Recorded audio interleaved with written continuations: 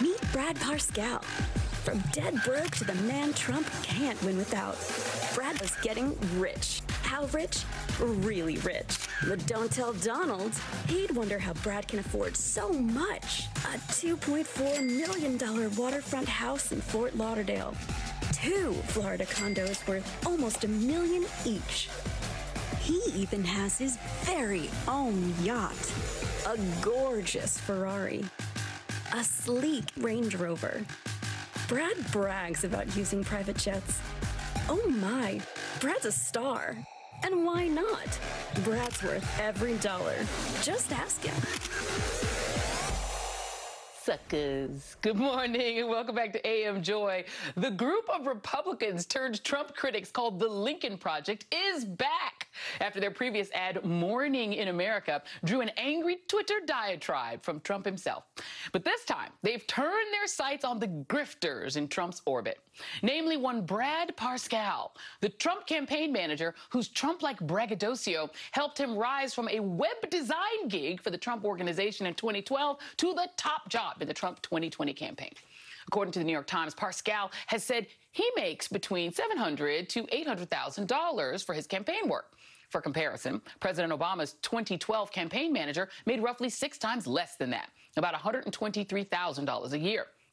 But that's not what's most striking about Parscale's finances. No.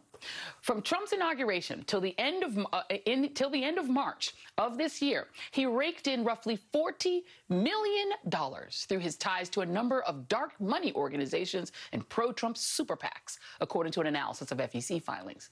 And because some of these groups were founded, as Parscale told the Washington Post, to act as a, quote, unofficial agent for the Trump family, they're likely illegal, according to a complaint by Common Cause. Breaking law for Trump is not new, of course. Paul Manafort, Michael Flynn, and Michael Cohen also come to mind. Parscale is simply the latest underling seeking to capitalize on Trump to build their own wealth. The law be damned. And the Parscale money grab is proof that the big grift that Trump brought to town, to Washington, has a lot of marks. The people who fork over their paychecks to buy gold coins with Trump's name stamped on them, or who sadly and seriously consider downing hydrochlorine per Trump's non-medical prescription. Cashing in on Trump himself is not some outre weird thing that Brad Parscale is doing. It's a common hobby among those in Trump's circle. Who can forget Sean Spicer's disastrous turn on Dancing with the Stars, or Anthony Scaramucci's short-lived stint on Celebrity Big Brother? And now we have the latest example of Trump hangers-on trying to trade their loyalty to Trump for fame and fortune. A talk show featuring 4 lady Trumpers is set to launch, calling themselves The Right View, a very unsubtle play on the popular ABC show The View. And whereas the original launched more than 20 years ago under the leadership of legendary journalist Barbara Walters and has featured current and former veteran talents like Whoopi Goldberg and Joy Behar, Sherry Shepherd, Star Jones, Sunny Hostin, and has always included conservative women as well, including at one point our very own Nicole Wallace. And the hosts talk issues, but also entertainment and real-life issues. Well, this show, it's just a little bit different. One of the co-hosts, a Trump 2020 senior advisor named Mercedes Schlapp, told a conservative news outlet that the goal of the show is to, quote, make talk shows great again by breaking through the mainstream media's deception. But isn't it a wee bit deceptive to build your thing to break through the media lies about Trump by copying another show and making it clear in your promo that you're copying that show? Black Twitter this week had the perfect reference for that.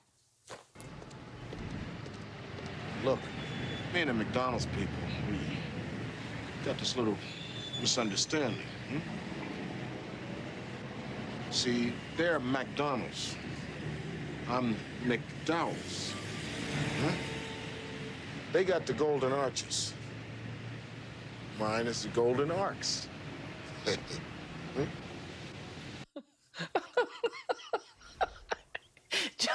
Joining me now Joining me now is Kurt Bardella, MSNBC contributor and former Republican spokesperson for the House Oversight Committee. Tom Nichols, opinion columnist for USA Today. Michael Steele, MSNBC political analyst and former RNC chairman. Stop laughing, you're making me laugh. And Rick Wilson, senior advisor for the Lincoln Project and author of Running Against the Devil. I'm sorry, but first of all, that is a classic. That's one of the greatest movies ever made. I'm going to punish Michael Steele for laughing and making me laugh even more, and I'm also going to punish Rick Wilson. So everyone at the bottom of the screen right now, you're both on timeout. You're in trouble. So Michael Steele, what is happening? I mean, listen, the Republican Party, the brand used to be we're the grown-ups. The Democrats are they're the Hollyweird party. They're the left coast party. They're the celebrity party. That was the accusation against Barack Obama. He's a celebrity. We're the serious grown-ups. Now all they want is to be celebrities. Yeah. Yeah. But they're not. And look, I think we just have to start with a harsh reality, and Rick has talked about this and written about this. Tom, I mean, we all have. Kurt, we all know what's up. This idea that you're going to start this about the Republican Party used to be, okay, and that's important to note. All right, so there is that. Look, the orbit of Trump is about celebrity. After all, he was a celebrity TV star. It is about the money grab, the party. This was one of the reasons why, little known and talked about when I became chairman and traveled around the country talking with committee members, the 168 members who make up the RNC. One of the key things they talked about was the grifting. They had gotten tired of people making money off of the party and not seeing that return on the ground when it came to grassroots campaign organizations and operations. Fortifying the states. Look, when I became chairman, 38 states didn't have websites or operational in 2009. So that was one of the problems and frustration. They saw the money going in directions that had nothing to do about the party and the growth of the party and everything to do about individuals getting the fast cash and making big. And that was on contracts, which were largely unknown to most of the members. So that has not changed. It has now gotten bigger. So this idea that they're putting up this TV show is, it's a counter narrative to what is successful in mainstream media. They'll trash it. They'll talk about it. They'll say this is from a right perspective. But the reality of it is it's copycatting. But it's often also a form of celebritizing these individuals because that's what Trump likes to see. Celebrities saying positive, good things about him in an ether where that's not the case. Yeah, because these are not celebrities. The sense, Rick Wilson, and I won't take credit for this, Chris Hayes has said this a lot, is that what's remarkable about Donald Trump is that if there are a lot of marks, as I pointed out in the open, he is one of them, right? He's one of the people that people use and that people can sell to, hey, take this hydrochloric. He'll okay, I'll take it. He actually is his own customer. He's consuming his own product. And the grift is so real. Here's a piece from Mother Jones, inside Brad Parscale's 2020 plan. Re-elect Trump, make money, maybe not in that order. As the president's inner circle prepared to take office, Parscale's bid to lead a dark money organization, America First Policies, to support the new administration in April 2017, created an affiliate pro-Trump super PAC, America First Action, days after his inauguration. He also registered a new firm, Parscale Strategy, LLC, in August, which he split with the co-owner of his San Antonio firm. Parscale sold his half, now branded as Parscale Digital, to a penny stock company called Cloud Commerce. And then he went on to purchase a company called Data Propria, on and on and on. He's just raking in money off of being associated with Trump. Do you think that Trump understands that people are doing that to him? Look, I think Trump should look at Brad Parscale through one simple metric. He has shoveled hundreds of millions of dollars onto Facebook and other advertising outlets for Donald Trump, and his numbers are right where they were. His return on the investment is terrible. Now, look, Donald Trump's not a great investor to begin with, and he is kind of a sucker. These guys are playing him. They are milking him like a cow and I never want to see that image in my head again. But they're taking Donald Trump to the cleaners, and Brad has spent an enormous amount of money, and Trump's numbers haven't moved. What has happened? Brad got a Ferrari. Brad got a Land Rover. Brad got a $2.5 million house on the water in Fort Lauderdale. Brad got a yacht. These are the things that Brad is making the money off of. And I will say this: look, being in political consulting is not a vow of poverty. But on the other hand, what Brad has done has managed to tell Trump he has this secret sauce voodoo about Facebook advertising that anybody can use. Facebook will help you do it. Facebook is helping Trump do it right now. They don't need Brad, but the theory, of course, of the case that's most important here is Brad is the conduit. He's the one who's paying Laura Lee Trump every month.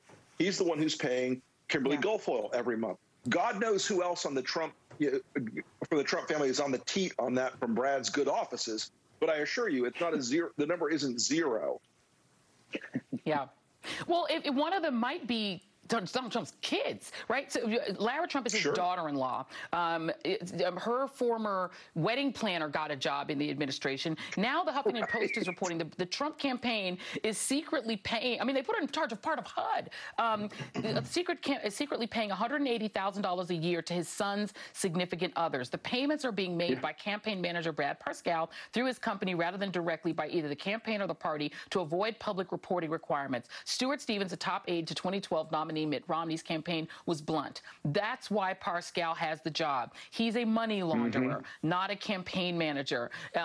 Kurt Bardella, it used to be that it was the newsletters. These newsletters were these really lucrative things on the right that you could be like conspiracy theories in them. President Obama was born in Kenya thing was in those newsletters, and you could sell those to people and you could make a lot of money. Now it feels like it's just more overt. It's just doing it on TV. It's doing TV shows where you do the same kind of conspiracy theories, and it seems to work on the audience. Can you get inside for us why this works so well on so many people? Well, when you look at the Republican Party today, and the reality is this: it is a conspiracy-driven party, not based in fact, not based on science, not based on anything that revolves reality. And what used to be direct mail and literally sending out letters to people in mass and email lists, and these are things that Rick and Michael know a lot about, is now being transformed into the digital era. The reality is it's not going to work because they're not doing anything at all to expand their audience. The Republican Party has been getting smaller and smaller and smaller, and Trump's death grip on this 30% is not going to do anything for him in November. It is a huge tactical error for them to be fixated so much on continuing to talk to the same people. It's an echo chamber that they continually speak to, all the while they're just drowning in public opinion through their bundling of the pandemic known as coronavirus. And so I just think at the end of the day, they're going to keep doubling down on that 30% Fox News Breitbart world, but it's going to get every vote that they get on that side of it cost them in November. And I think Rick really put this perfectly. It is a terrible return on investment for Donald Trump to keep paying millions of dollars to these hangers-ons, these people who are just grifting off of Donald Trump. And he's going to look around one day and wonder why he's so underwater. And it's because instead of doing their job, they're just cashing checks. Well, I mean, and we talked in the last hour about the fact that even, Mitch McConnell, his only interest in Donald Trump is to get judges. It doesn't seem, it's not as if it's a personal loyalty. He just wants judges. So he's like, he doesn't care what he's doing, even if what he's doing is letting lots of people die. Let's talk about these demographics just a little bit. Tom Nichols, I'm going to come to you on this. NBC News exit polling from November of 2016. This is working with particularly one group, which is white working class men particularly, but white working class people in general. Perhaps no major voting bloc moved more dramatically between 2012 and 2016 than whites who do not have a college degree. In 2012, working class whites in Pennsylvania, Ohio, Michigan, Wisconsin broke for Mitt Romney by 12 points. But this year, they went for Donald Trump by 30 points, according to the NBC News exit polls. And then the question is whether or not the loyalty that these voters, that these Americans have to Trump is returned. Here is Howard Stern on May 15th talking about the way Trump feels about his base. Oddity in all of this is the people Trump despises most love him the most. Think about it. The people who are voting for Trump, for the most part, oh my God, he wouldn't even let them in a fucking hotel. I'm talking to you in the audience. The Trump voter who, idolizes the guy, he despises you. And Howard Stern, we really want you on the show, by the way. We've been trying to get Howard Stern on the show. But, I mean, I think that, Tom Nichols, is the thing that is confounding. Donald Trump doesn't show any loyalty back to these voters in the way he's treating the public health concerns, in his policies that only favor the super rich, not these people. Donald Trump's contempt for his Southern base in particular. He's done little things making fun of Southerners before. Finally, some GOP senators are apparently getting riled up. In the book Fear, Bob Woodward writes that the president privately called Attorney General Jeff Sessions a traitor, saying this guy's mentally retarded. He's the dumb Southerner. He couldn't even be a one-person country lawyer down in Alabama. And he's backfighting with Jeff Sessions again. Your thoughts on this, Tom? Yeah, as we saw last night, he and Jeff Sessions, there isn't enough popcorn in the world for that Twitter fight that's about to erupt. I've asked people I know who have voted for Trump this very question, and I'm glad you brought up Howard Stern, because I've been saying this for years. I've said, look, he hates you. If he would have you arrested for touching his car. And the answer I think you get is, yeah, but he hates you more.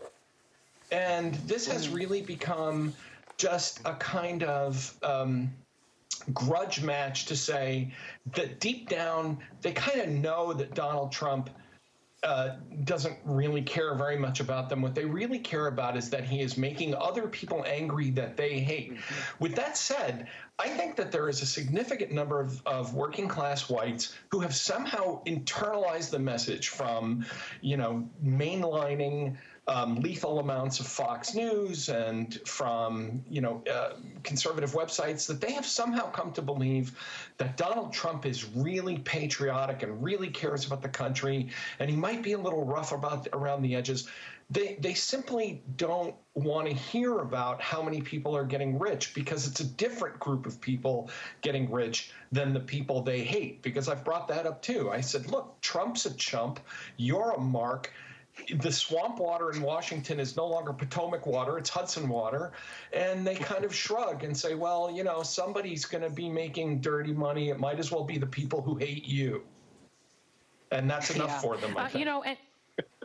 Yeah, and the culture thing, I talk about this a lot, and I tweet about this a lot, because I think it is important. And Kurt, I'm going to come back to you on this, because you used to consult to Breitbart, which was founded by a guy who started a thing called Big Hollywood, where he was trying to create sort of an alternative messaging universe about Hollywood. And there is a fixation, it seems, among part of the right with the culture not being conservative and not being, in their mind, respectful of Christians and respectful of conservative people, or white Christians, I should say. And so that feels like it is a part of it. It's a part of the anger that Barack Obama really was the president of the culture. You know what I mean? That he was the president that fit with the culture, with the Beyoncés, with the celebrities. And Trump seems to be really angry that he can't get celebrities around him. He had Kanye for like a hot second, but even he was like, oh, let me get out of here. Let me get out of here. Your thoughts?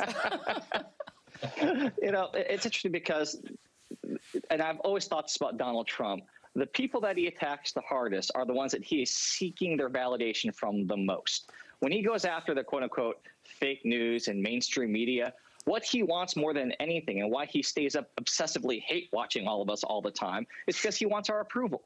He wants our acceptance. He's the kid back in elementary school who didn't get to sit at the cool kids table and is still upset about this, 5 decades later. And, it's interesting you bring up the origins of places like Breitbart. It was Andrew Breitbart started this thing called Big Hollywood. And this idea of fake news that we hear so much about right now really originated a long time ago from Republican conservative orthodoxy, talking about how there is a liberal bias, how there is, coastal elites and Hollywood darlings, and how there a different set of rules applies to them and how the media covers them than by how Republicans were covered. And what you're seeing today is really the evolution of all of that. It's interesting, though, because I think this really highlights how Democrats need to hone in on the message that while Donald Trump promised to, quote unquote, drain the swamp, he's the swampiest swamp creature we have ever seen. I wrote a piece for USA Today the other day that said Joe Biden needs to drown Donald Trump, figuratively, in the swamp that he is bathing in right now. Republicans are so good at messaging and being vicious and direct and succinct. When you think about Donald Trump, you think about Make America Great Again, build the wall, drain the swamp. When you think about Democrats and Joe Biden, I don't know what that is in 3 or 4 words, but thankfully people like Rick Wilson and Steve Schmidt are at least trying to make that case for Democrats right now. Yeah. No, and if there is anybody who is good at translating, at being able to communicate in a very similar way that the culture, the popular culture, it is Rick and Michael Steele, too, I will say as well. I'm gonna bring everybody back on the other side of the break. I have to let Rick get the giggles out because apparently he's just going to keep giggling the whole panel. So we're going to let everybody get their giggles out. The panel's going to be right back. And coming up, the latest Trump smear of President Obama. Oops, hits a snag. That's next.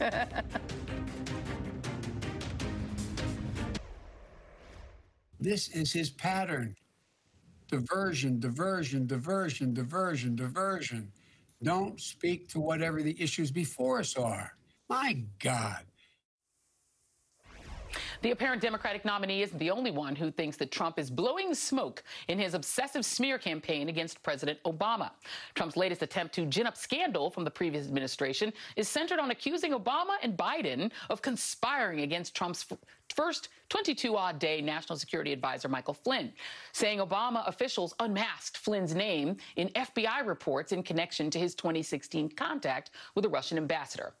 Well, turns out Flynn's name was never masked in the first place. Oops. My panel is back with me, Kurt Bardella, Tom Nichols, Michael Steele, and Rick Wilson. I'm going to start with you on this, Rick, because the unmasking thing, they tried it. It didn't work. But what that's about, it seems to be, is trying to rerun the 2016 campaign. But now they got to run it against Joe Biden, he's like a sort of everybody knows Joe type of guy, right? He's not flashy, but people feel like they know him. Can they work the same kind of thing that they could against Hillary against somebody that's average Joe? You know, they've thrown a lot at the wall against Joe Biden in the last month and a half, 2 months. And each one of these things has a shelf life now of about 10 or 11 days. You know, we had that brief moment of the Tara Reade bubble. And then we had the brief moment of, you know, a few months ago, we had the brief moment of Hunter Biden. And now we're in the Obamagate bubble. This is a contrivance made up by a bunch of Trump-affiliated bloggers and Trump-affiliated propagandists who have decided they're going to throw out things this boob bait they're throwing out there to try to convince people that there was some giant conspiracy inside the Obama administration that they can tag Joe Biden with, when in fact, as I've said before, they're claiming there was something nefarious happening in the Obama administration. Well, they've got it backward. The people in the Obama administration, not at the top, but at the bottom in the intelligence community, were reporting these things like Michael Flynn's behavior, and it bubbled up into a process where the nefarious actions were all in the hands of Trump advisors. So you've got guys like Michael Flynn and Paul Manafort and the Penguin Roger Stone and all of these other, miscellaneous, and Carter Page and George Papadopoulos, this clown show of these people that I wouldn't trust to run, a Waffle House, suddenly, playing in these very deep waters of national security matters. I mean, look, the truth about Mike Flynn is that his predecessor and his successor at DIA both thought he was an absolute show of the worst order. He was fired for reasons. The guy, whatever happened to him that broke his brain, made him a terrible person as the head of DIA. He was widely regarded as somebody who was out of control. He was involved. He was in bed with the Turkish government trying to kidnap someone from U.S. soil and have him murdered. He was in bed with the Russians. If they want to be transparent now, let's go ahead and release the calls, the transcripts of the calls with Kislyak and Flynn, multiple calls. So I think this whole thing is a bubble, and I think it's going to, blow up like a lot of these other things have. The Tara Reade thing fell apart. The Hunter Biden thing fell apart. They're all going to fall apart. They don't have a real grip on what to do here. Yeah, and and I want to warn the audience that we have the the Governor Andrew Cuomo press conference coming up at the bottom of the hour. So, and just to warn my guests here that I may have to cut you off very unceremoniously once he takes his seat. But Tom Nichols, the other challenge is trying to run against trying to rerun the Hillary Clinton playbook is hard enough because, again, Joe Biden he feels like someone people know, so it's harder to attack him. He's also not a woman, so you can't use misogyny to take him down. But also, even worse is trying to run against Obama. Here's the poll numbers: President Obama versus Donald Trump, 54% approval rating versus 43%. People like Obama more than they like Donald Trump. Favorable polls. This is a Fox News poll. Favorable opinion of Obama. This is in a Fox News poll. 63% favorable of Obama, 48% Biden, Trump 43%, Pence 42%. People actually like the other side better. Well, first of all, being someone who's better liked than Donald Trump is setting a low bar. But, Joe, let's just put that out there. But Joe Biden is somebody that people know and they like him and they are forgiving of his gaffes. He's been around for 40 years. They have some sense of the man. I've been saying all along, please run against Barack Obama for a third term. If the Trump people want to do this, I think that's terrific. And again, going back to our earlier segment, I think the people around Trump couldn't care less whether he wins or loses because they've already put the infrastructure in place to keep making money long after Trump is gone. But they go back to these reliable things like the Mike Flynn business and creating imaginary Obamagate and all of that stuff because the base, the people that Trump's enablers want to shake money out of, don't understand any of these issues. Rick just laid out a very, well thought out explanation of what happened for people who don't know where Turkey is. It doesn't matter to them. They are people who put 3 stars on their Twitter account because it makes them feel like they're part of some, Mickey Mouse club or something. I mean, you're not talking to rational people. But are you disrespecting QAnon? Mickey Flynn, if you will. Well done. These are people that long after Trump is gone, his enablers are going to be holding by their ankles and shaking money out of their pockets over things like, Mike Flynn and Obamagate and Hillary Clinton. So this is not a rational conversation. And it won't work in the election because Joe Biden is their worst nightmare. Let's remember that Trump got impeached trying to stop Joe Biden from being the nominee. That should tell you something. Yeah. Mm-hmm. Yeah. And Michael Steele, I'm going to give you the last word on this. You have Lindsey Graham pretending to investigate Joe Biden, who used to call him his friend. You have a Gabe Sherman piece in which Trump is mad at people like Lindsey Graham that they're not doing enough to slime Joe Biden. And meanwhile, Trump is tweeting and complaining Fox News isn't doing enough to get him reelected, saying the quiet part real loud, saying, hey, your job is to get me reelected, not to do the news. Your thoughts? Yeah, well, on the Fox piece, the reality of it is that they can't avoid the reality. I mean, when their own viewers and their base are telling them that, I like Joe Biden more than I like Trump, they know they're in a new space. And we've seen this certainly on the news side, but now even on the political side, they're having to come to that reality, and it's frustrating the president. Look, the investigations into Biden and Burisma and Hunter and all of that, I just have this to say. If anybody gets subpoenaed, don't show up. Or if you do, say, I'll show up when all the folks who were subpoenaed in the administration show up. We'll do this together. Because the reality of it is it exposes what this really is about. This is not about anything serious. This is not about anything that is, a death knell to the national security of this country. This is about raw politics and using the agencies of the federal government to go after your political opponents. And everyone should know what it is and call it out for what it is. So this investigation is a joke. It's a sham. And I think we just need to see that for what it is. Well, I think we have a little bit more time. I was just going to add that the Senate this week, Ron Johnson and the Homeland Security Committee voted to issue a subpoena, the first subpoena investigating Hunter Biden and Burisma. And the Republicans, they're taking their oversight authority, which, by the way, they haven't exercised once against Donald Trump, aren't looking into the inspector generals that are getting fired by Donald Trump, aren't looking into how coronavirus funding is going into Donald Trump campaign donors and Donald Trump campaign supporters companies. They're instead trying to use their oversight authority to conduct taxpayer-funded witch hunts against Joe Biden and his family. And I think it's just going to backfire. Their effort to try to make Burisma this year's version of Benghazi is not going to work because, as you pointed out earlier, Joy, this isn't Hillary Clinton. This is Joe Biden. That's a very different conversation. We also, yeah, absolutely. Joy, let me play this quick. Go on. Yep, go ahead. We also have in this country things that people actually care about right now. We're teetering on the edge of the Great Depression Part 2. We've got 40 million people unemployed, and 100,000 people are dead so far and more to come.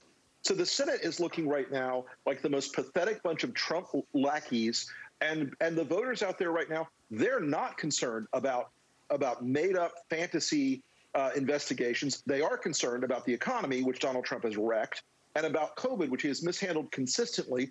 And we're now at the point of 1 degree of separation. Everybody knows somebody who's died or been sick.